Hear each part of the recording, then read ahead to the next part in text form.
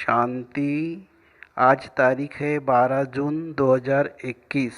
अभी सुनेंगे प्यारे परमपिता परमात्मा शिव बाबा के ईश्वरीय महावाक्य। मीठे बच्चे, सूर्यवंशी राज्य पद लेने के लिए अपना सब कुछ बाप पर सुहा करो। सूर्यवंशी राजपद अर्थात एयर कंडीशन टिकट।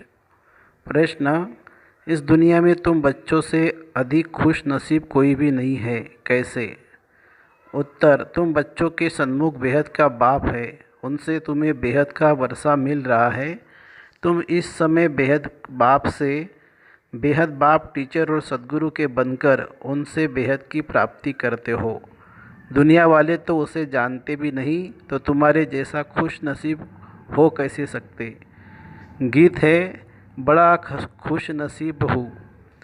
गीत है बड़ा खुश नसीब हूँ। ओम शांति। ब्राह्मण कुलभूषण बच्चे जानते कि अभी हम ब्राह्मण संप्रदाय के हैं, फिर दैवी संप्रदाय बनेंगे। बच्चों को बाप बेट समझाते हैं, जबकि बेहद का बाप सन्मुख है और उससे बेहद का वर्षा मिल रहा है।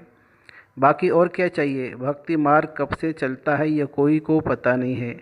भक्ति मार्ग वाले भगत भगवान को अथवा ब्राइड ग्रुप को याद करते हैं, परंतु वंडर है कि उनको जानते नहीं हैं। ऐसा कभी देखा कि सजनी साजन को न जाने? नहीं तो याद कर ही कैसे सकती। भगवान तो सबका बाप ठहरा। बच्चे बाप को याद करते, परंतु पहचान बिगर याद करना सब व्यर्थ हो जाता है। इसलिए याद करने से कोई फ़ायदा नहीं निकलता। याद करते कोई भी उस समय एम ऑब्जेक्ट को पाते नहीं हैं। भगवान कौन है, उससे क्या मिलेगा, कुछ भी नहीं जानते। इतने सब धर्म, क्राइस्ट, बुद्ध आदि प्रिसेप्टर अथवा धर्म स्थापन करने वाले को उनके फॉलोअर्स याद करते हैं, परंतु उनको याद करने से हमको क्या मिलना है, कुछ भी पता नहीं है। इससे तो जिस्मानी पढ़ाई अच्छी है। एम ऑब्जेक्ट तो बुद्धि में रहती है ना। बाप से क्या मिलता है, टीचर से क्या मिलता है और गुरु से क्या मिलता है, यह और कोई भी नहीं समझ सकते। तुम यहाँ बाप के, फिर टीचर के, फिर गुरु सद्गुरु के बनते हो। बाप और टीचर से गुरु ऊंच होता है। अब तुम बच्चों को निश्चय हुआ है कि हम बाप के बने हैं। बाबा हमको 5000 वर्ष पहले मुआफिक आकर के स्वर्ग का मालिक बनाते हैं अथवा शांतिधाम का मालिक बनाते हैं। बाप कहते हैं, लाडले बच्चे तुम मुझसे अपना वर्षा लेंगे ना? सब कहते हैं हाँ बाबा, क्यों नहीं लेंगे। अच्छा, चंद्रवंशी राजपद ले पाने में राजी होंगे? तुमको क्या चाहिए? बाप सौगात ले आए हैं। तुम सूर्यवंशी लक्ष्मी को वरेंगे या चंद्रवंशी सीता को? तुम अपनी शक्ल तो देखो, श्री नारायण को व श्री लक्ष्मी को वरने लायक हो। बिगर लायक बनने के वर कैसे सकते। अब बाप बैठ समझाते हैं, हुबहू जैसे कल पहले समझाया था फिर से समझा रहे हैं। तुम फिर से आकर वर्षा ले रहे हो। तुम्हारी एम ऑब्जेक्ट ही है बेहद के बाप से बेहद का वर्षा लेने की। वह है सूर्यवंशी राज्य पद, सेकंड ग्रेड है। चंद्रवंशी जैसे air condition first class second class होते हैं ना, तो सतयुग की पूरी राजधानी एयर कंडीशन है। समझो एयर कंडीशन से उच्च तो कुछ होता नहीं है। फिर फर्स्ट क्लास तो अब बाप कहते हैं तुम एयर कंडीशन का सूर्यवंशी राज्य लेंगे व चंद्रवंशी फर्स्ट क्लास का। उसमें भी कम तो फिर सेकंड क्लास में नंबरवार वारिस बनो, फिर तुम पीछे पीछे आकर राज्य पाएंगे। नहीं तो थर्ड क्लास प्रजा, फिर उनमें भी टिकट रिजर्व होती है। First class reserve, second class reserve, नंबरवार दर्जे होते हैं ना। बाकी सुख तो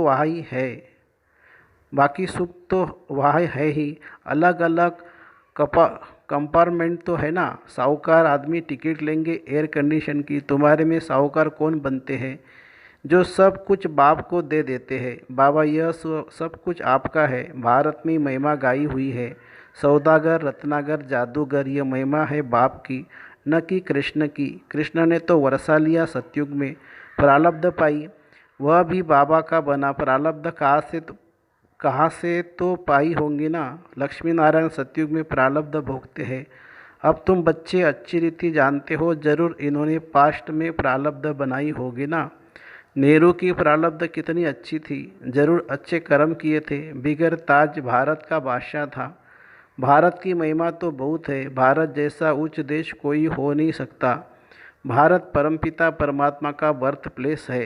यह राज कोई की बुद्धि में नहीं बैठता।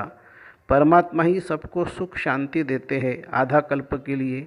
भारत ही नंबर 1 तीर्थ स्थान है, परंतु ड्रामा अनुसार एक बाप को भूलने से सृष्टि की हालत कैसे हो गई है। इसलिए शिव बाबा फिर से आते हैं। निमित्त तो कोई बनते हैं ना। अब बाप कहते हैं अशरीरी भवो, अपने को आत्मा निश्चय करो। मैं आत्मा किसकी संतान हूँ यह कोई जानते नहीं है। वंडर है ना। कहते भी है ओ गॉड फादर रहम करो। शिव जयंती भी मनाते हैं, परंतु वह कब आए थे कोई को पता नहीं है, और यह 5000 वर्ष की बात है। बाप ही आकर नई दुनिया सतयुग स्थापन करते हैं। सतयुग की आयु लाखों वर्ष तो है नहीं, तो घोर अंधियारा है ना। गीता का उपदेश कितने आकर सुनते हैं, परंतु न पढ़ाने वाले न पढ़ने वाले कुछ समझते नहीं हैं। बाप कितना सहज कर समझाते हैं। सिर्फ बाप को याद करो। गृहस्थ व्यवहार में रहते कमल फूल समान बनो। विष्णु को ही सब अलंकार दिए हैं, शंख भी दिया है, फूल भी दिया है। वास्तव में देवताओं को थोड़ी दिया जाता है। ये कितनी गुह्य गंभीर बातें हैं। ब्राह्मणों के अलंकार, परंतु ब्राह्मणों को कैसे देवे। आज ब्राह्मण है, कल शूद्र बन पड़ते हैं। ब्रह्मा कुमार ही शूद्र कुमार बन पड़ते हैं। माया देरी नहीं करती है। अगर कोई गफलत की, बाप की श्रीमत पर न चला, बुद्धि खराब हुई, माया अच्छी तरह चमाट मार मुंह फेर देती है। मनुष्य गुस्से में कहते हैं ना, थप्पड़ मार मुंह फेर दूंगा। तो माया भी ऐसी है। बाप को भूले और माया 1 सेकंड में थप्पड़ मार मुंह फेर देती है। 1 सेकंड में जीवन मुक्ति पाते हैं, माया सेकंड में जीवन मुक्ति खत्म कर देती है। कितने अच्छे अच्छे बच्चों को माया पकड़ लेती है। देखती है कहाँ गफलत में है तो झट थप्पड़ लगा देती है।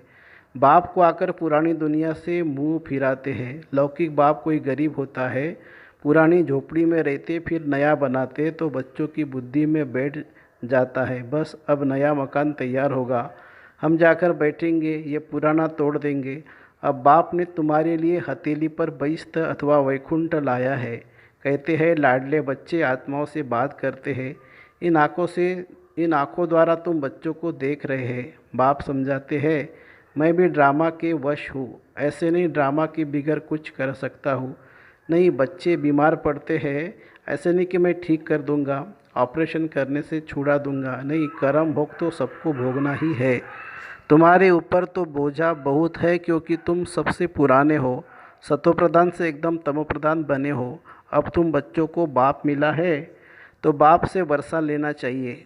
तुम जानते हो कलब कलब ड्रामा अनुसार हम बाप से वर्षा लेते हैं। जो सूर्यवंशी चंद्रवंशी घराने के होंगे वह अवश्य आएंगे। जो देवता थे फिर शूद्र बन गए, फिर वही ब्राह्मण बन दैवी संप्रदाय बनेंगे। यह बातें बाप बिगड़ कोई समझा न सके। बाप को तुम बच्चे कितनी मीठी लगते हो। कहते हैं तुम वही कलब पहले वाले मेरे बच्चे हो। मैं कलब कलब तुमको आकर पढ़ाता हूँ। कितनी वंडरफुल बातें हैं। निराकार भगवानुवाच शरीर से वाच करेंगे ना। शरीर अलग हो जाता है तो आत्मा वाच नहीं कर सकती, आत्मा डिटेच हो जाती है। अब बाप कहते हैं अशरीरी भवो। ऐसे नहीं कि प्राणायाम आदि चढ़ाना है, नहीं, समझना है मैं आत्मा अविनाशी हूँ। मेरी आत्मा में 84 जन्मों का पाठ भरा हुआ है। बाप खुद कहते हैं मेरी आत्मा भी जो एक्ट करती है वह सब पाठ भरा हुआ है। भक्ति मार्ग में वह पाठ चलता है, फिर ज्ञान मार्ग में यहाँ आकर ज्ञान देता हूँ। भक्ति मार्ग वालों को ज्ञान का पता ही नहीं है। कोई ने शराब पिया नहीं तो टेस्ट का कैसे पता हो। ज्ञान भी जब लेवे तब पता पड़े। ज्ञान से सद्गति होती है तो जरूर ज्ञान सागर ही सद्गति कर सकते हैं। बाप कहते हैं मैं सर्व का सद्गति दाता हूँ। सर्वदया लीडर है ना। कितने किस्म किस्म के हैं, वास्तव में तो सर्व पर दया करने वाला बाप है। बाप से कहते हैं हे भगवान रहम करो, तो सब पर रहम वो करते हैं। बाकी सब है हद के रहम करने वाले। बाप तो सारी दुनिया को सत्वप्रधान बनाते हैं, उसमें तत्व भी सत्वप्रधान बन जाते हैं। यह काम है परमात्मा का। तो सर्वदया का अर्थ कितना बड़ा है। एकदम सब पर दया कर देते हैं। स्वर्ग की स्थापना में कोई भी दुखी नहीं होता है। वहाँ नंबर 1 फर्नीचर वैभव आदि मिलते हैं। दुख देने वाले जानवर मक्खी आदि कोई नहीं होते। वहाँ भी बड़े आदमी के घर में कितनी सफाई रहती है। कभी तुम मक्खी नहीं देखेंगे, कोई मच्छर आदि घुस न सके। स्वर्ग में कोई भी ताकत नहीं जो आ सके। गंध करने वाले कोई भी चीज़ होती नहीं है। नेचुरल फूलों आदि की खुशबू रहती है। तुमको सूक्ष्मतन में बाबा शुभी रस पिलाते हैं। अब सूक्ष्मतन में तो कुछ भी है नहीं, यह सब साक्षात्कार है वैकुंठ के। तुम कितने अच्छे अच्छे फूल बगीचे आदि होते हैं। सूक्ष्मतन में थोड़ी ही बगीचा रखा है, यह सब साक्षात्कार वहाँ बैठ हुए तुम साक्षात्कार करते हो। गीत भी बड़ा फर्स्ट क्लास है। तुम जानते हो हमको बाप मिला है और क्या चाहिए। बेहद के बाप से बेहद का वर्षा लेते हो तो बाप को याद करना चाहिए। बाप की मत मशहूर है, श्रीमत से हम श्रेष्ठ ते श्रेष्ठ बनेंगे।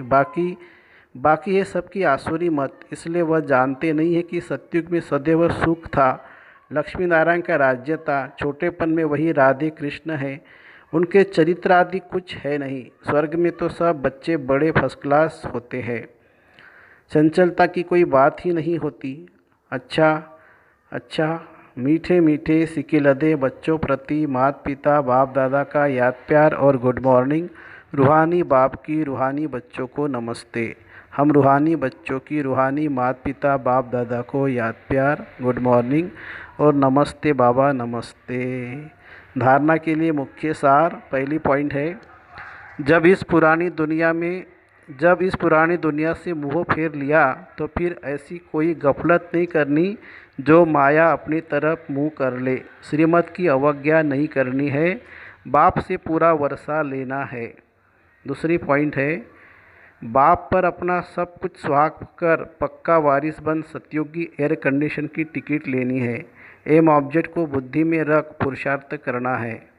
वरदान, सेकंड में सर्व कमजोरी से मुक्ति प्राप्त कर मर्यादा पुरुषोत्तम बनने वाले सदा स्नेही भवो। जैसे स्नेही स्नेह में आकर अपना सब कुछ न्योछावर व अर्पण कर देते हैं। स्नेह को कुछ भी समर्पण करने के लिए सोचना नहीं पड़ता।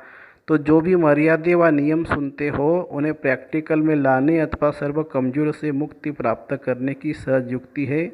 सदा एक बाप के स्नेही बनो। जिसके स्नेही हो, निरंतर उसके संग में रहो तो रूहानियत का रंग लग जाएगा और एक सेकंड में मर्यादा पुरुषोत्तम बन जाएंगे। क्योंकि स्नेही को बाप का सहयोग स्वतः ही मिल जाता है। स्लोगन है, निश्चय का फाउंडेशन मजबूत है तो संपूर्णता तक पहुंचना निश्चित है। निश्चय का फाउंडेशन मजबूत है तो संपूर्णता तक पहुंचना निश्चित है। मातेश्वरी जी के अनमोल महावाक्य। मनुष्य लोक, देवलोक, भूत प्रेतों की दुनिया का विस्तार।